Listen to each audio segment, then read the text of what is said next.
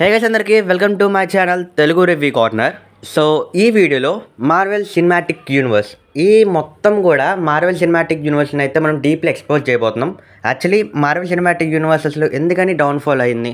Actually ఇప్పుడైతే మాత్రం Avengers doomsday మూవీని మార్వెల్ వాళ్ళు అఫీషియలీ అనౌన్స్ చేశారు కాబట్టి ఏదో కొంచెం జోస్ అందుకున్నట్టుగా ఉంది. కానీ ఏదైతే ఆ మూవీని అనౌన్స్ చేయక ముందంతా కూడా మోస్ట్లీ మార్వెల్ అయితే డౌన్ఫాల్ అయితే ఉంది.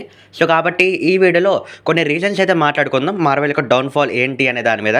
వీడియో అయితే చాలా ఇంట్రెస్టింగ్ ఉండబోతుంది. వీడియో అయితే స్లిప్ చేయకుండా స్టిల్ ఎండ్ వరకు అయితే చూడండి. కొత్తగా వస్తే లైక్ సబ్స్క్రైబ్ ఫర్ మోర్. వీడితే స్టార్ట్ చేసేద్దాం. సో 2008 ఇయర్లో మార్వెల్ సినిమాటిక్ యూనివర్స్ వాళ్ళ యొక్క ఫస్ట్ మూవీ అయిన ఐరన్ మ్యాన్ మూవీతో వాళ్ళైతే స్టార్ట్ చేశారు వాళ్ళ యొక్క మార్వెల్ సినిమాటిక్ యూనివర్స్ని.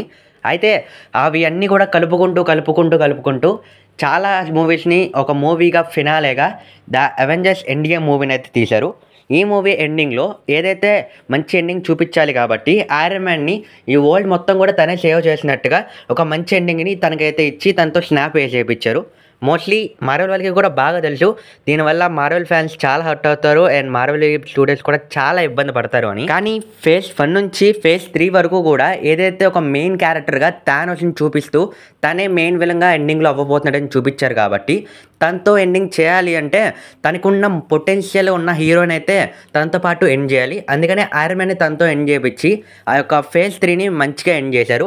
లేటర్ మార్వెల్ ఏదైతే ఎండింగ్ మూవీ తర్వాత ఏదో ఒక కొన్ని ప్లాన్ చేసుకొని ఫేజ్ 4 టు ఫేజ్ 6 వరకు కూడా మంచిగా తీద్దామని అనుకుందో అదంతా కూడా ఫ్లాప్ అయిపోయింది. మోస్ట్లీ ఫేజ్ 4, 5 అనేది మార్వెల్ స్టూడియోస్కి చాలా డిసప్పాయింట్ చేసింది. యాజ్ యూజువల్లీ మార్వెల్ ఫ్యాన్స్ కూడా ఎక్కడో అక్కడ కొన్ని డైమండ్స్ పడినట్టుగా మనకి Spider-Man No Way Home, Loki, Daredevil and almost మనం మాట్లాడుకున్నదైతే మాత్రం ఈ అంటే కొన్ని మంచి మూవీస్ అయితే పడినాయి. ఆల్సో మనం ఇంక్లూడ్ చేసుకోవాల్సిన డెడ్పూల్ అండ్ వోల్వరిన్. ఈ మూవీలో కూడా మనకి మల్టీవర్స్ని బాగా చూపించడం వల్ల ఏదైతే అవెంజర్స్ డూమ్స్డే మూవీకి కనెక్ట్ చేయడానికి ఒక ప్రాపర్ రీజన్తో పాటు మార్వెల్ ఫ్యాన్స్ కొంచెం ఐడియా అయితే వచ్చింది మార్వెల్ యొక్క మల్టీవర్స్ ఎలా ఉండబోతుంది అనేది. అయితే ఇంత ముందు చూపుతూ ఉన్న మార్వెల్ ఎందుకని ఫేజ్ 4 టు ఫేజ్ 5 ఇంతలాగా డ్యామేజ్ అయింది? వెల్ దీని గురించి ఎక్స్ప్లెయిన్ చేసుకుంటే మోస్ట్లీ ఏదైతే రూసో బ్రదర్స్ వీళ్ళు తర్వాత దిగిపోయి వాళ్ళు వేరే మూవీస్కి అండ్ వేరే షోస్కి అయితే కనెక్ట్ అవుతూ మార్వెల్ని కొంచెం పక్కనైతే పెట్టారు. వీళ్ళు ఎప్పుడైతే పక్కకి వెళ్ళారో లేటర్ మోస్ట్లీ చాలా మార్వెల్ మూవీస్ అయితే మాత్రం దెబ్బతిన్నాయి. ఆల్మోస్ట్ షోస్ కూడా ఏదైతే మనం హైప్ అని పెట్టుకుని మంచిగా ఎక్స్పెక్టేషన్స్ పెట్టామో అవన్నీ కూడా దిగిపోయాయి. అయితే ఇది నేనైతే ఏమీ చెప్పట్లేదు. రీసెంట్లీ కెవిన్ ఫీగే తన ఒక ఇంటర్వ్యూలో అయితే చెప్పాడు ఏదైతే మేము క్వాంటిటీని ఎక్కువగా పెట్టుకున్నాం అది కూడా క్వాలిటీని తక్కువించి అందుకనే మాకు కొంచెం పడిందని అయితే అన్నాడు. సో అందుకనే రూసో బ్రదర్స్ మళ్ళీ ఈసారి ఇలాంటి తప్పు జరగకుండా ఉండడం కోసం Avengers doomsday and Avengers year 2 ప్రాజెక్ట్స్ని వీళ్ళిద్దరైతే మళ్ళీ డైరెక్ట్ చేయబోతున్నారు. మేబీ బై ఛాన్స్ వీళ్ళకి ఇంకా చేయాలని అనిపిస్తే next phase 7, phase 6 and next ఉన్న ప్రతి ఫేజెస్ని కూడా వీళ్ళైతే కంటిన్యూ చేసే ఛాన్స్ అయితే ఉన్నాయి అండ్ డైరెక్ట్ చేసే ఛాన్సెస్ కూడా. అండ్ ఇంకొక రీజన్ కూడా మనం మాట్లాడుకుంటే మోస్ట్లీ ఏదైతే Ant-Man and the Wasp Quantumania movie అయితే వచ్చిందో ఆ మూవీలో ఉన్న మెయిన్ క్యారెక్టర్గా దాని యొక్క క్యాంగ్ అనే పవర్ఫుల్ పొటెన్షియల్ ఉన్న క్యారెక్టర్ని చూపించి తను మెయిన్ విలన్గా అయితే చూపించారు.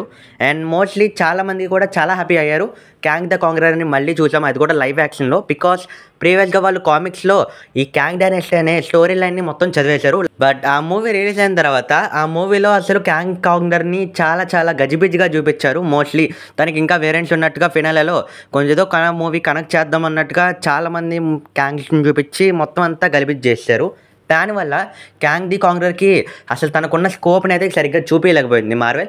లేటర్ ఇక్కడ మోస్ట్లీ మాట్లాడుకోవాల్సింది ఏదైతే క్యాంగ్ ది కాంగరర్ క్యారెక్టర్లో ప్లే చేసిన జొనాథన్ మేజర్స్ తనకి ఒక కేసు పడడం వల్ల తను డైరెక్ట్లీ జైల్లోకి వెళ్ళాడు.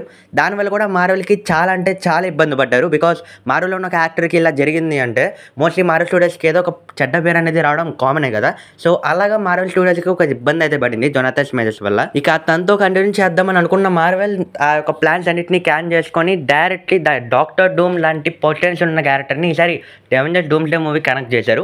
సో దీనివల్ల కొంచెం అయితే మార్వెల్ స్టూడియోస్ అయితే రికవర్ అయ్యింది అండ్ కొంచెం కూడా కాదు కొంచెం ఎక్కువగానే రికవర్ అయ్యిందని చెప్పొచ్చు డాక్టర్ డూమ్ వల్ల. అండ్ 4th రీజన్ చూసుకుంటే మార్వెల్ స్టూడియోస్ ఏదైతే ఫేజ్ నుంచి ఫేజ్ 3 వరకు కూడా మెయింటైన్ చేసిన క్యారెక్టర్స్కి నెక్స్ట్ జనరేషన్గా కొన్ని కొత్త హీరోస్ని చూపించి వీళ్ళే మీ నెక్స్ట్ ఐరన్ మ్యాన్, వీళ్ళే మీ నెక్స్ట్ క్యాప్టెన్ అమెరికా అని చూపించడం వల్ల టోటలీ మార్వెల్ ఫ్యాన్స్కి అస్సలు నచ్చలేదు. మీరు పాయింట్ టు పాయింట్ మాట్లాడాలి అంటే ఏదైతే అవెంజర్స్ ఎండ్ గేమ్ మూవీలో మన యొక్క ఐరన్ మ్యాన్ క్యారెక్టర్లో ప్లే చేసిన ఆర్డీజే అండ్ క్రిస్ ఎవెన్స్ ఏదైతే క్యాప్టెన్ రోల్లో ప్లే చేశారో వీళ్ళు ఉంటేనే ఈ మార్వెల్ స్టూడియోస్ మొత్తం కూడా పండిద్ది. అలా అయితే చేశారు. ఫేజ్ 1 నుంచి 3 వరకు వాళ్ళ పొటెన్షియల్ అనేది ఇలా చూపించారు. సో బై హోప్ ఖచ్చితంగా మార్వెల్ వాళ్ళు దీని నుంచి కూడా రికవరీ అయ్యి మంచిగా చేస్తారు అని అయితే అనుకుందాం. అండ్ ఇవి రీజన్స్ మార్వెల్ డౌన్ఫాల్కి. లేటర్ అవెంజర్స్ డూమ్స్డే మూవీ కూడా రాబోతుంది. అండ్ ఈ మూవీ మీద మీ ఎక్స్పెక్టేషన్స్ ఏంటో ప్రాపర్లీ అయితే కామెంట్ సెక్షన్ అయితే కామెంట్ చేయండి. అండ్ ఈ వీడియో వస్తే లైక్ చేసి సబ్స్క్రైబ్ చేసుకొని పక్కన బెల్ ఐకాన్ పెట్టుకోండి. స్క్రీన్ మీద కనబడుతున్న నెక్స్ట్ వీడియోస్ చూడండి, చాలా బాగుంటాయి. సైనింగ్ ఆఫ్ మీ అనిరుద్, టాటా.